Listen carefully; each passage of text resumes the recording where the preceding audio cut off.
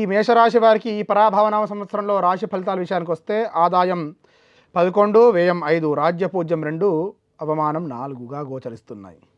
ఈ రాశి వారికి గురువు బృహస్పతి సంవత్సరారంభం నుండి 1 జూన్ 2026 వరకు మిథున రాశిలో తృతీయ స్థానంలో సంచరించడం చేత మరియు ఆ తదుపరి 2 జూన్ 2026 నుంచి మొదలుకొని 31 అక్టోబర్ 2026 వరకు మరలా 25 జనవరి 2027 నుండి వత్సరాంతం అంటే ఈ సంవత్సరాంతం అంతా కూడా చతుర్థ స్థానంలో అశుభముగా గోచరించడం వల్ల మనోవిచారం అధికంగా అవుతుంది.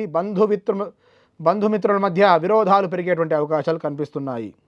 ఇక సంవత్సరాంతం వరకు చతుర్థ స్థానంలో గోచారం చేత బంధుమిత్రులతో విరోధం ఏర్పడే అవకాశం ఉంది. ఉద్యోగ భంగం కలిగేటువంటి అవకాశం ఉంది. అపకీర్తి, ధన నష్టము విశేషంగా గోచరిస్తుంది.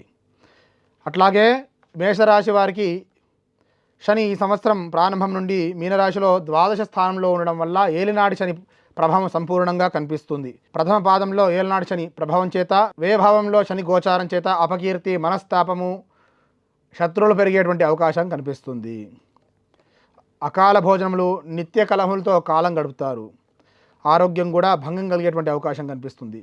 ఈ సంవత్సరం ఆరంభం నుంచి మొదలుకొని రాహు 3 డిసెంబర్ 2026 వరకు కుంభరాశిలో ఏకాదశి స్థానంలో శుభ ఫలితాన్ని ఇస్తాడు. అదేవిధంగా 4 డిసెంబర్ 2026 నుండి మొదలుకొని ఈ సంవత్సరం చివరి వరకు దశమ స్థానంలో ఉండడం వల్ల స్వల్ప లాభము, వృధా భ్రమణము అంటే పనికిరానటువంటి తిరుగుళ్ళు ఎక్కువ అవుతాయి. అదేవిధంగా చేసేటువంటి ఏ కార్యం కూడా అంత శీఘ్రంగా ఫలితాన్ని ఇవ్వకుండా పోతుంది. ఇక కేతు సంవత్సర ప్రారంభం నుంచి 3 డిసెంబర్ 2026 వరకు సింహరాశిలో పంచమ స్థానంలో అశుభ ఫలితాన్ని ఇస్తుంది. ఆ తదుపరి 4 డిసెంబర్ 2026 నుండి కర్కాటక రాశిలో చతుర్థ స్థానంలో గోచరిస్తుంది. దీని ఫలితంగా నీచ స్త్రీ వల్ల ఇబ్బందులు పడడం, నీచ స్త్రీ పరిచయాలు పెరగడం, స్త్రీపరమైనటువంటి ధన వ్యయం చేసేటువంటి అవకాశం గోచరిస్తుంది.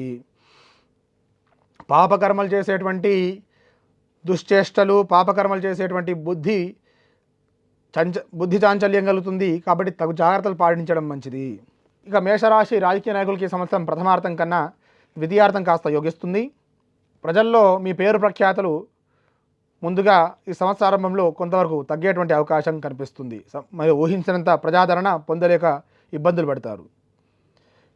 ఉన్నతమైనటువంటి పదవులు ఉన్న వారు కోల్పోయేటువంటి అవకాశాలు కనిపిస్తున్నాయి. కాబట్టి తగు జాగ్రత్తలు పాటించాలి.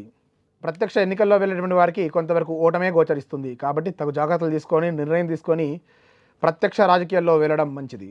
ఈ కోర్టు వ్యవహారాలు, వృధా ప్రయాణాలు, సంతాన మూలకంగా కొంత ఇబ్బందులు, కోర్టు వ్యవహారాలు, భూ సంబంధ వ్యవహారాల్లో చిక్కుకుంటారు. వృధా ప్రయాణాలు, చెడు సాంగత్యాలు పెరిగే అవకాశం కనిపిస్తుంది. వ్యాపారస్తులకి విశ్రమ ఫలితం గోచరిస్తుంది. ఇక భార్యాభర్తల మధ్య చిన్న చిన్న విషయాల పట్ల అధికంగా చర్చ చేసి అది మనస్తాపానికి దారితీస్తుంది. దానివల్ల ఆరోగ్యం నశిస్తుంది. కాబట్టి భార్యాభర్తలు తగు విషయాల పట్ల జాగ్రత్త వహించి అధికంగా చర్చ చేయకుండా కొంత ఓపికతో వ్యవహారం చేయడం మంచిది.